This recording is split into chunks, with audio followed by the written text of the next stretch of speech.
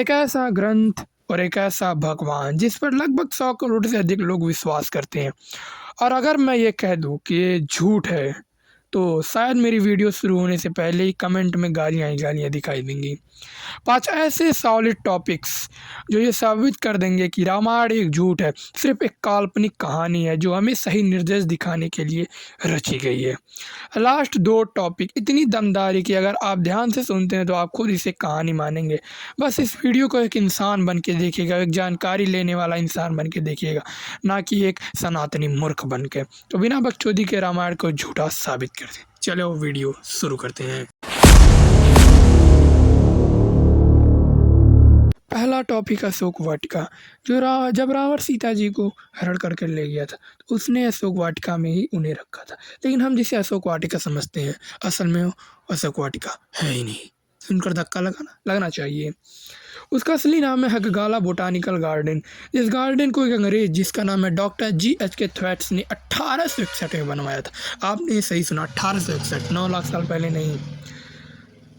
ये गार्डन चिंचानो पौधों को उगाने के लिए बनवाया गया था जो मलेरिया के इलाज में काम आता है।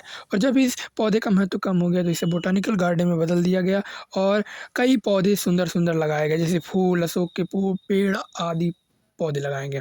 1861 में इस जगह को बनवाया गया। तो ये रामायण के समय कैसे हो सकता है ब्रो?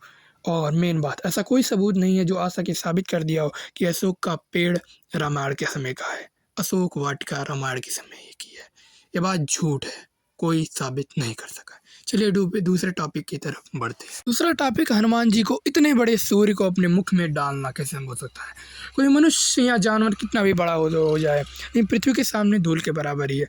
और बात करें सूर्य के सामने तो साला पृथ्वी उसके सामने धूल के बराबर है, तो हम क्या है? चलिए कुछ कल्पना ही करके देख लेते हैं। मान लीजिए आपके हनुमान जी मनुष्य कितने बड़े होंगे?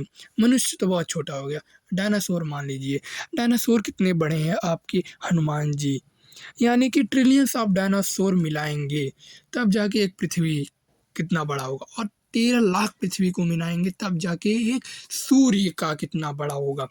सोच लो, इतना मतलब 10 पे 17 गुना लगभग सूर्य बड़ा है हनुमान जी से अगर कंपेयर किया जाए तो। यानी 10 के आगे 10 जीरो लगा दो, मतलब 16 जीरो और लगा दो, 10 के आगे 1 के आगे, उतने हनुमान जी को जोड़ लो तब जाके सूर्य कितने बराबर होगा। इतना छोटा बच्चा इतनी बड़ी सूर्य को कैसे खा सकता है, वो भी जिसका तापमान इतना अधिक है कि पृथ्वी के मनुष्य झुलसा दे, वो तो वहाँ पहुँचने से 1 सेकंड तक ही खत्म। इंसान कैसे खा सकता है? लिटरली ये असंभव है, ये संभव हो ही नहीं सकता। अब कुछ लोग कहेंगे उनके पास अथाह शक्तियाँ थी, वो चाहे जितना चाहे उतने बड़े हो सकते थे, जितना चाहे उतना तापमान झेल सकते थे।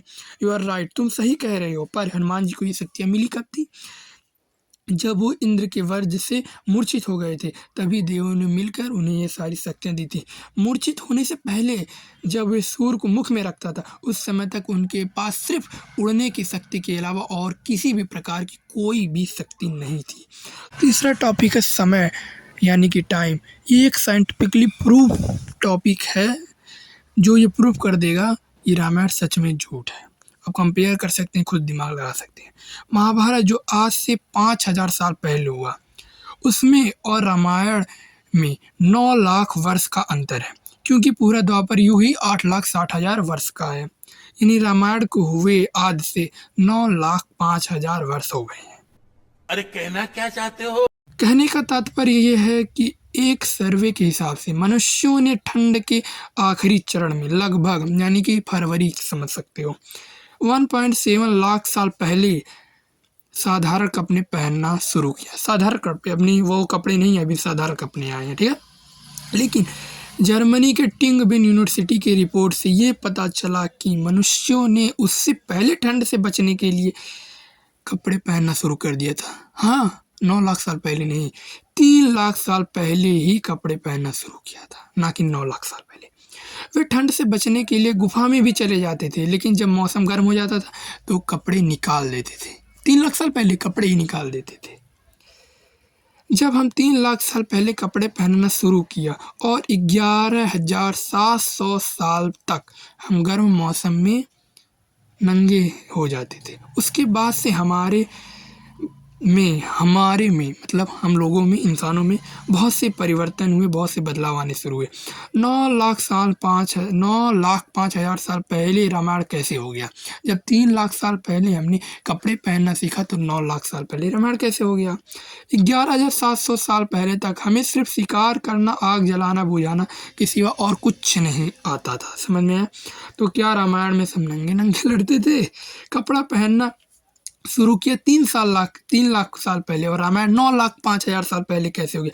गजब है, बिना तथ्य के, बिना रिसर्च किए कुछ भी बोल दो, कुछ भी लिख दो, साफ सही है, साफ का साफ सही है। कैसे हुआ? ये तो एकदम साइंटिफिक प्रूफ है। अगर इसे तुम गलत साबित कर देते हो तो मैं मान जाऊंगा यू आर द रियल सनातनी, वरना तुम मूर्ख सनातनियों में ही गिने जाओगे। चौथा टॉपिक है वाल्मीकि रामायण वर्सेस अदर रामायण्स। एक ऐसा टॉपिक है जो वाल्मीकि द्वारा लिखे गए रामायण और दूसरे के द्वारा लिखे रामायण को आपस में तुलना करके ये दिखाना चाहते हैं कि ऐसे कोई भी रामायण आपस में मेल ही नहीं खाता।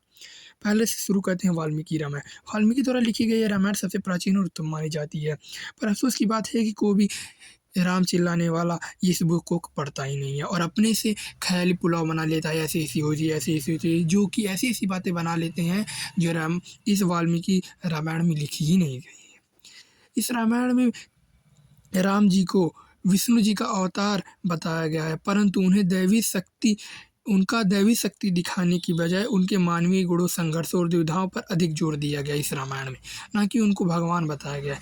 इनकी रामायण में निष्ठा, कर्तव्य और त्याग के आधारित पर बनाया गया, ना कि किसी धर्म या भगवान पर को मतलब प्रेरित करके दिखाया गया। दूसरा है कंब रामायण। तमिल भाषा में लिखी है रामायण ऋषि कंबा ने 12वीं सदी में लिखी है। इसमें शुरू से ही राम जी को एक दिव्य शक्ति में दिखाया गया है, मतलब एक भगवान के रूप में दिखाया, परंतु वाल्मीकि रामायण में इन्हें दिव्य दिखाया ही नहीं गया है। ये मतलब उल्टा हो गया है कंब रामायण वाल्मीकि रामायण, जस्ट अपोजिट।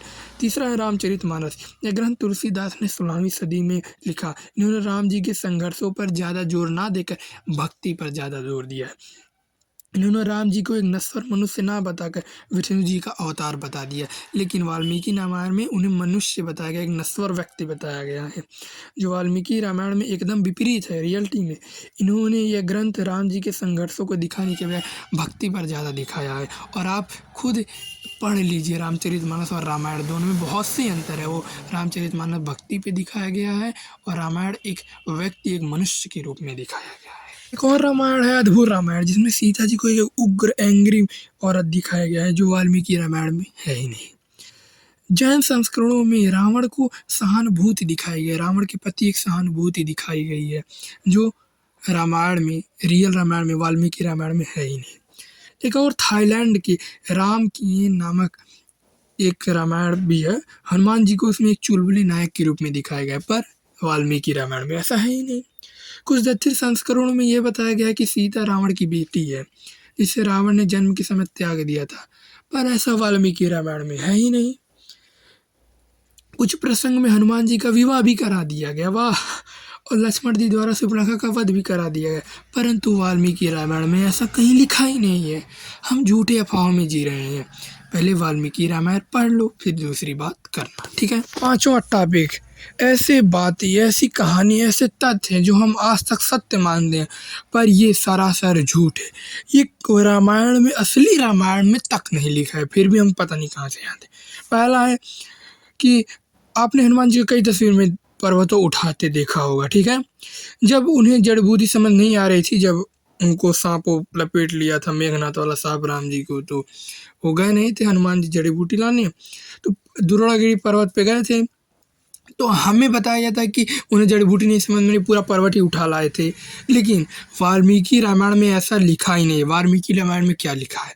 वाल्मीकि रामायण में लिखा है कि जब उन्हें कोई जड़ी बूटी समझ नहीं आ रही थी, वो पहाड़ वहाड़ नहीं उठा लाए थे, वो सभी जड़ी बूटियों के एक एक पार्ट को उठा लाए थे, सभी जड़ी बूटियों को उठा के लाए थे, ना कि पूरा पहाड़ ही ले आए थे। इस बात में हमें झूठी लग रही है, हम चूतिया बन जा रहे हैं। पर्वत की बजाय सभी जड़ी बूटी लाए थे।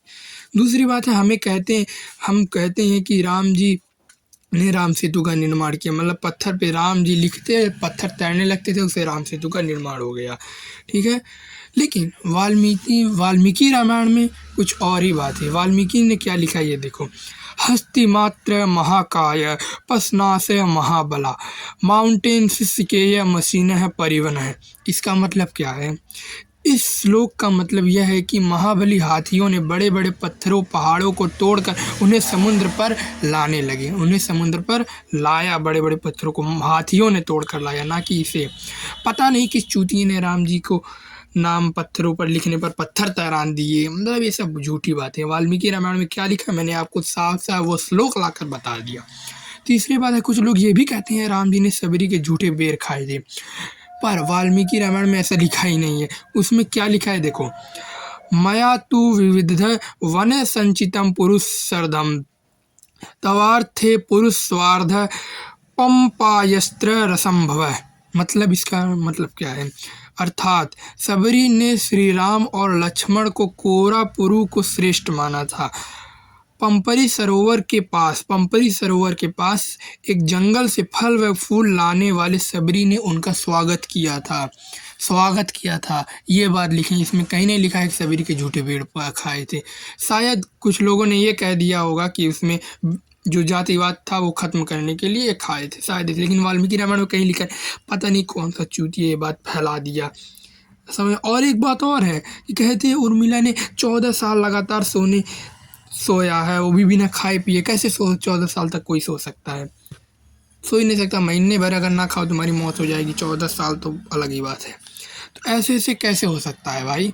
अब बात करते हैं, वो चीज़ तो हमने जान लिया जो हमें कहानी बोलते हैं ऐसे, लेकिन वो चीज़ हुआ ही नहीं है। असल में राम सेतु झूठ है, पर्वत हनुमान जी उठाए वो भी झूठ है, वाल्मीकि रामायण कुछ और ही लिखा है। इसी